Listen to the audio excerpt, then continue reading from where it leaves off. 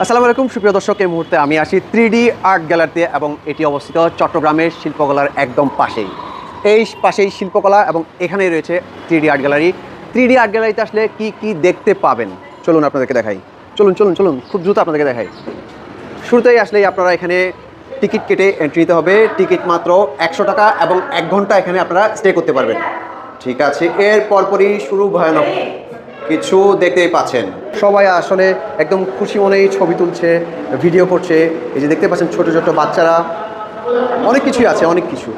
সাপ, বেজি, এই যে বানর সেলফি তুলছে, হাতি আছে এবং কি হাত যেটি জানালার বাইরে থেকে এসে ঠিক আপনার গলা বরাবর ধরবে। এই দেখুন দেওয়ালেরও কান আছে। আমরা ছোটোকাল থেকেই একটা কথা শুনে আসছি, দেওয়ালেরই কান আছে। সাপ দেখছেন, অনেক সাপ। সামনেই বাঘ বাংলা আছে, দেখতেই পাচ্ছেন। এবং যারা এখানে এসেছে খুব উৎফুল্লভাবেই আসলে ছবি তুলছেন। 3D যে একটা ভাইব আছে, 3D একটা পরিবেশ, সেটার সাথে মানিয়ে নেওয়ার চেষ্টা করছেন। এবং এই যে স্পাইডারম্যান দেখতেই পাচ্ছেন, হাল্ক আছে। এই যে আমার একটা ভাইয়া এখানে এতগুলো ছুরির মাঝখানে দাঁড়িয়ে আছেন। ভয় লাগছে না আপনার? ভয় লাগছে না? এটা দেখে কি বাচ্চা ভয় পেয়েছিল? দর্শক দেখতেই পাচ্ছেন কি অবস্থা এখানকার। আস্তে ধরো, নতুন হাতে এসে চেপে ধরবে। দর্শক দেখতে পাচ্ছেন কি অবস্থা এখানকার। আর একটু যদি ভিতরে যাই তাহলে দেখতেই পাচ্ছেন বিড়াল কত সুন্দর। প্রত্যেকটা আর্ট কিন্তু এখানে যারা আছেন তারা কিন্তু একদম রং তুলি দিয়ে করেছেন বলা যায়। এবং দৈত্য, সেই আলাদিনের চেরাক দেখতেই পাচ্ছেন, আলাদিনের চেরাক এবং সেই দৈত্য। আপনার তিনটি কি ইচ্ছা আছে জিজ্ঞেস করে দিতে পারেন, মিনা কার্টুনের মতো।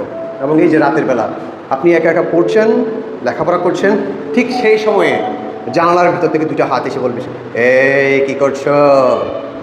এবং সেই গরিলা আসলে সম্পূর্ণটা দেখানোর চেষ্টা করছি।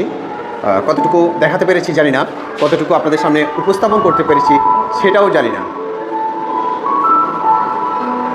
দেখতে পাচ্ছেন মানুষ কিন্তু খুব সুন্দরভাবে পুরোটা জায়গা নিজের একদম ঘুরে ঘুরে দেখার চেষ্টা করছে। এবং এখানকার যে মানুষ তারা কিন্তু অনেক বেশি খুশি এটা নিয়ে।